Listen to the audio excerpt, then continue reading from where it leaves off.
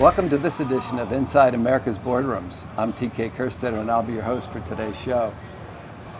We're starting, as you can see today, with a little bit different appearance, and that is because my viewers have said for the last 12 years, why do you always have a coat and tie on when your guests are business casual? Well, I decided to not only take it to another level, but to take it to the highest level.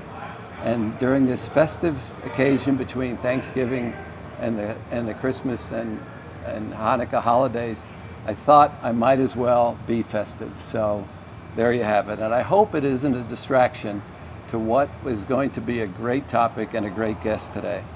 We're going to be talking about board and management's relationship and role in strategic planning. And joining me is Inhi Cho Suh, who's the president of product and technology for DocuSign. Welcome, Inhi. Thank you, TK. So you're the perfect person to talk about this because you have been on both sides of the fence. You have been in executive management in a boardroom, and you have been a board member in the boardroom. So we want to sort of talk about that relationship, and that's where I want to start. So when you look at the relationship between CEO and management,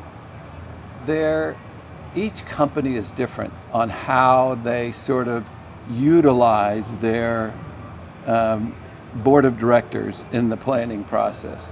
So talk a little bit about how your experience with different companies, about how sort of the team has thought that through and then, sort of made the decision of how they were going to include the board. Oh, absolutely. One of the aspects that makes every company unique is not only the culture, it's the makeup of the management team, but it's also the makeup of the members of the board. And the board governance as part of that is having unique individuals, independent board members who have different perspectives. And I believe that in that healthy dialogue, if you've got experts and expertise with different industry backgrounds, different size and scale background, they can advise and counsel the CEO and the management team in an effective way, especially as you do long-term planning, not necessarily immediate in-quarter activities, but really about the 1, 2, 3, 5-year out investments. So would you include them in sort of the situational analysis stage and the initial goal setting? I know it doesn't make sense once it becomes a plan that becomes tactical and whatever, but I noticed that there are some companies that sort of leave them out till the very end of their duties of approving it, and there's some that engage them early. What's sort of your feeling or experience relative to that? That's a good question. It's really, my view is you've got such a unique opportunity with board members around the table that may have different experience. Let's say they've got experience internationally, and what does it mean to operate a business internationally or scale a portion of your business internationally? You should take advantage of that insight. Why? Because they can see around corners that the management team might not actually have that experience. Another piece that I think in a lot of dialogues, especially on strategic planning and growth, is the change management pieces that are required, because it's often not just about a vision and plan to get to a state in 3 years. It's, okay, well, how does the leadership team actually need to involve in terms of understanding scale? What are some of the business processes and operations? And having a board members that are around the table that have actually had prior experience through different industries, that pattern is incredibly valuable. I think management teams that aren't leveraging their board for that insight is sort of losing out on that opportunity. You have people around the table that are really experienced, that obviously want to see the investments in terms of their time, talent, expertise applied in an effective way. Yeah. It seems to me, especially in today's world, that when you have issues like corporate values that are part of the plan, I don't know how you leave the board out of, sort of buying on, and that has to be early on in the process that these Oh, are absolutely. these are our values, and you look across what's happening socially with social issues today. I'm not sure if the company's not doing that as part of their planning, then I think they're really missing the boat. But so your points are well taken, and I think I would be surprised if companies aren't using their board more these days, in that way. So let's talk about the board's role itself. Okay, so we all know that they are responsible for approving the budget that comes out of the plan.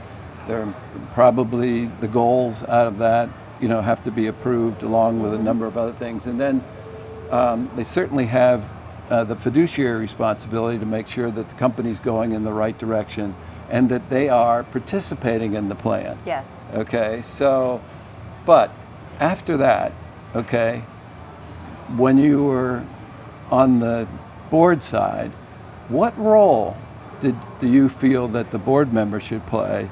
And they can always push if they don't feel that they are playing a big enough role, right? Yeah, it's interesting when you're in the boardroom. I think your most effective way of also giving guidance is the types of questions you ask. And it may be strategic insight into the levers. So is there only one way to get to that end state of the outcome 3 years from now? Are there two ways to get there? What are the risk and levers? What are the pros and cons? What are the market dynamics? I think these are interesting questions. Another question is probably around people. Are the people around the table able to be able to go through the changes required at different stages? And that kind of set of, I would say, questions really allow the board to share their insights around, for example, investments in automation, maybe insights in cyber and security risk, maybe it's insights around supply chain, maybe it's insights around, as you said, external factors.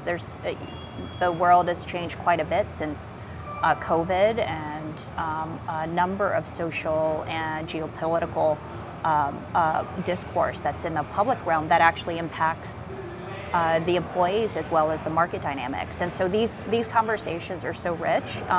I think it's worthy to have those that are factors in the overall plan that a team might have crafted, right? Because if you crafted a plan pre-COVID and all of a sudden the world is in a situation where consumers can't get out externally, as an example, it changes the dynamics of what the demand and supply scenarios are for a company.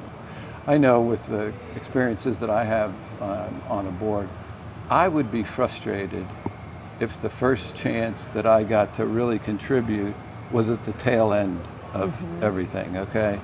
And in today's world, if you think about human capital planning, the environmental issues and disclosures that are there, again, the corporate values, all that seems to be in what I call the situational analysis, strengths and weaknesses. This is what we're good at, here's where we're not good. All those things to me set the goals that in turn go to the different teams, that happen. So I just can't imagine, a scenario where it would be okay to get all of that information at the tail end. Yes. Okay? Yes, I would agree with you. And you've got, in a boardroom, you've got individuals that have amazing experiences and careers, and their value is actually strategic insights, not necessarily at the tail end of the execution as you're describing. And so to most effectively leverage them is to actually use them and to ask questions of them. Yeah. That also stresses the importance to make sure that you have the right directors in the room, of knowing this is where the company wants to go, and do we have the people in the room that can lend that resource support to that. And that falls on board leadership, and I think we could do 5 hours of a show on that particular issue of it's making a big sure, topic. of making sure you got the right people in the room. But, I mean, obviously it sits within the responsibility of nomination governance The chair or independent board director, lead director, typically also gets heavily involved, as well as the CEO. But I do think thinking about board composition for different stages of a company's evolution and different moments in time, and how the people around the table advise and enhance the CEO's capabilities is incredibly important. Yeah. You know, everybody used to talk about the imperial CEO who sort of directs what's happening in the boardroom, and I used to think that that was such a violation, you know, of the CEO to do that. But you know, there are some situations where there just isn't leadership, and I understand completely in those where a CEO does step in. Yes. Because if nothing's being done, you know, it sort of falls on them to do that, and you don't want that. That doesn't speak well of the board and the board's leadership to be able to handle that themselves. But I've seen companies where that happens, and I again, we don't see as much of it, but we still do see it on occasion. So back to the planning. So what are you a fan of? Are you a fan of where board members go on a retreat so that there's no noise around them and spend a day or two, you know, trying to sort through this? I know a lot of companies have same thing in-house, okay, a little more disruptive because, you know, they're reachable, okay. Some do it on a quarterly basis, not just for a review of the plan, but sort of update things as they're going along. Conditions change, and God knows we've seen that almost every year where conditions have changed. Or I've also seen where a company has had a strategic planning committee, okay, of the board, where they've actually said this group of directors is going to be active in the formulation of the plan, working with them. So again, you have experiences with multiple institutions. Sort of what did you favor, you know? You know, I've actually had this conversation with multiple board leaders in other companies as well as to kind of the best practices.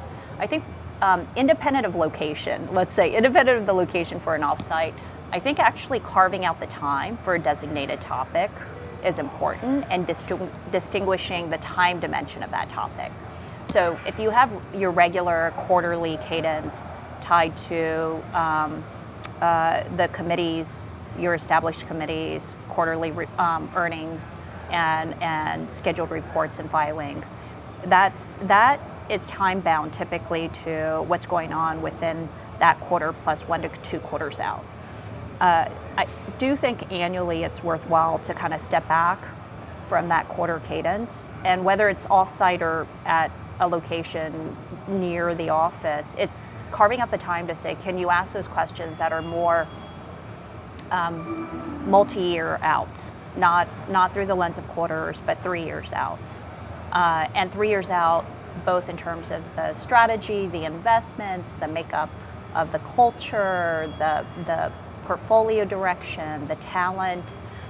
It poses a different set of ideas. It also allows the management team and the board to kind of brainstorm what are the not only strategic investment levers, but the degree of risk, how can you be bolder. And those conversations are sometimes difficult to have in a quarter context, where you're just trying to go through to make sure, hey, the latest updates in terms of the incremental commitments and deliverables have been met. Yeah. So I'm assuming if I were to ask you what advice you would offer board members in this process, you would answer that question by saying that it's important for them to ask the right questions, okay? Yes. Is there anything else that when you look at the process?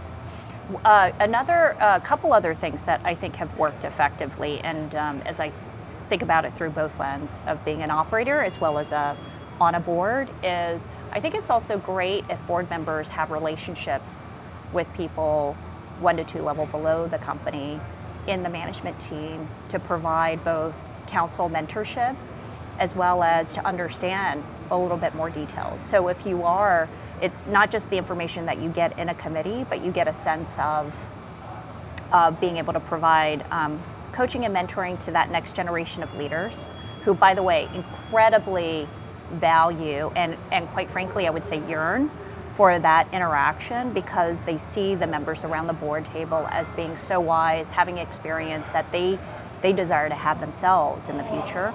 The second piece too is it allows, I think, the board members to have better context. For example, if you want to go deeper in sales and the go-to-market model, sitting with the sales leaders, maybe in region, right, that runs all of North America or Europe, or if you happen to be a individual around the board table that has a technology background, to actually sit with either the CIO or with the technologists that are building product and to understand it a little bit more. Because in the boardroom, you don't actually get the opportunity to go deep sometimes into the content, right? Because what you're doing is governance. You're doing fiduciary duty. That's, the team is executing against what they're sharing. You're not necessarily sometimes getting that opportunity to learn and interact. So that would be the other thing that I would also encourage the board members to do is think about, are there members below even the CEO that you would want to